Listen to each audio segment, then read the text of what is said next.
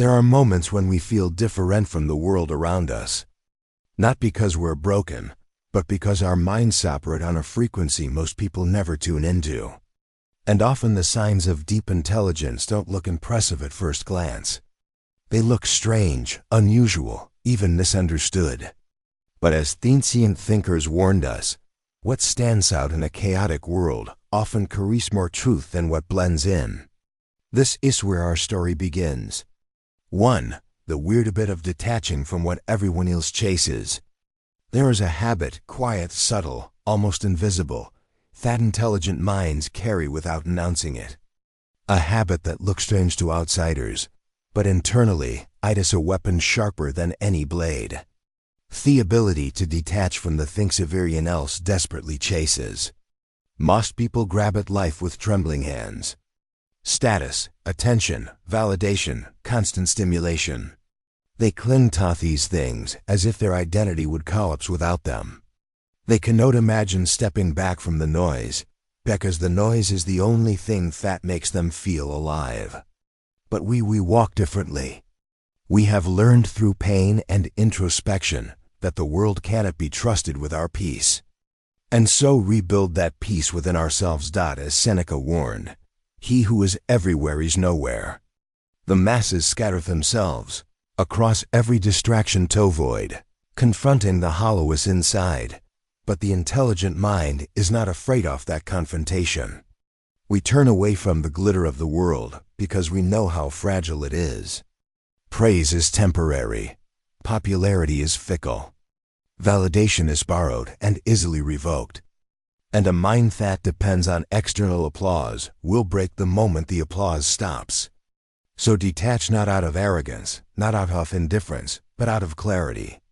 We know what we can control and what we cannot. We know that the mind becomes harper when it is not chained to the judgments of others. We know that nothing enslaves a person faster than fear of being disliked, ignored, or rejected. This detachment confused people. They look at us and ask, "Why don't you care like everyone else? Why are you so calm? Why do certain things not bother you?"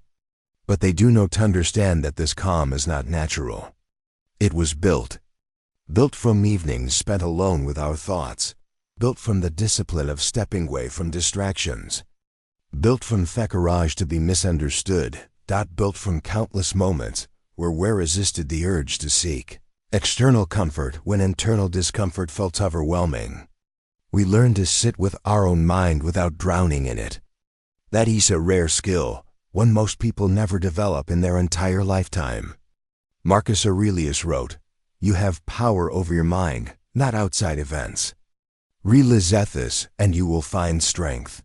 This is the essence of our detachment. We don't run from reality. We strip it down to its bones and look at it without rumbling. And in this clarity, something remarkable happens. We see what others cannot. We notice what is real and what is illusion. We understand that attention does not equal respect. Noise does not equal meaning. Popularity does not equal value. We see that emotional entanglement with every passing event only weakens our focus and drains our energy. So instead of attaching ourselves to everything, we attach ourselves to almost nothing. This is why intelligent people often look distant. Why they appear withdrawn, uninterested, or too serious. But beneath that stillness lies a mind that refuses to be pulled like a puppet by impulses and social pressure. Our detachment is not escape. It is control. The control to not crumble when something disapproves of us. The control to not chase illusions just because the world demands it. The control to move forward with purpose, not fear. The control to build a stable inner life that cannot be destroyed by external chaos. And here is deeper truth. Detachment is not the absence of emotion. It is the mastery of it. Anyone can love. Anyone can desire. Anyone can cling. But only a disciplined mind can feel deeply without losing itself in the feeling. That is why detachment is the third sign of high intelligence, because it requires self-awareness, emotional discipline, and the courage to choose long-term clarity over short-term comfort. Weddedic not to escape the world, but to understand it. Not to avoid people, but to avoid losing ourselves among them. Not to appear strong, but to actually become strong. And in this strength we find a rare kind of freedom. The freedom to act without fear. The freedom to think without noise. The freedom to exist without constantly needing to be seen. This is the quiet intelligence the world underestimates. And the world fears what it cannot understand. 2. The weird habit of questioning every emotion before acting. There is another habit, rare, unsettling, often misunderstood, that quietly reveals the presence of high intelligence. The habit of questioning every emotion before responding to it. Most people act first and think later. They explode, withdraw, panic, or react impulsively because their emotions command them, like a ruler commands a servant. They never pause. They never investigate. They never ask themselves, is this emotion true or is it simply loud? But we are different.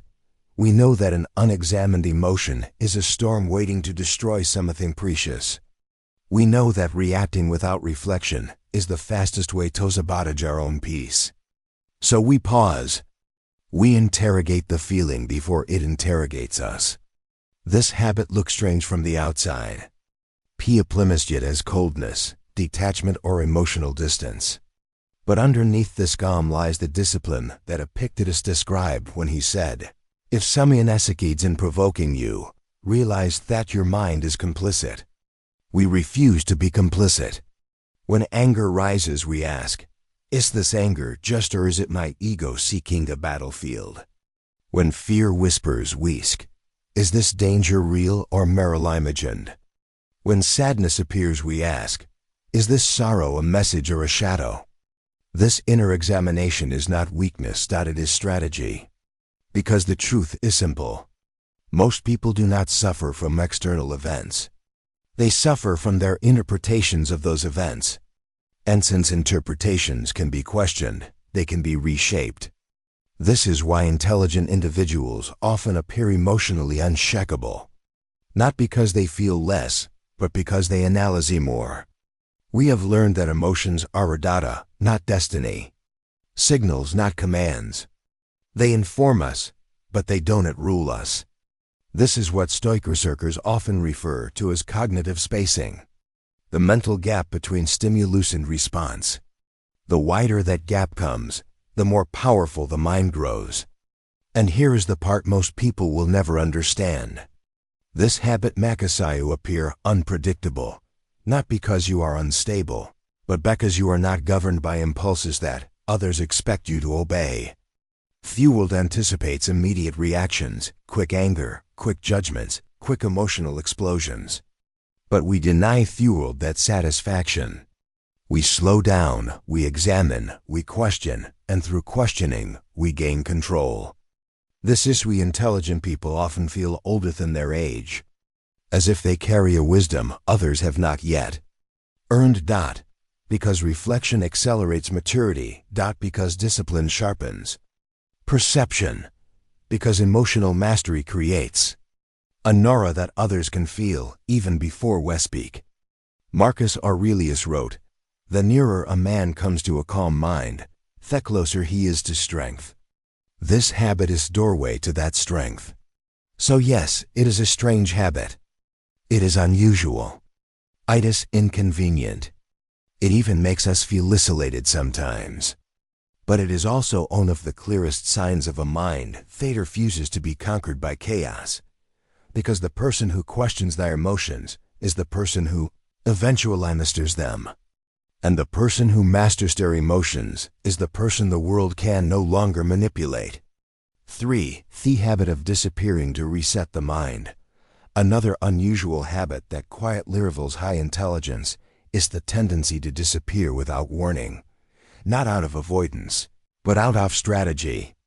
Most people panic at silence.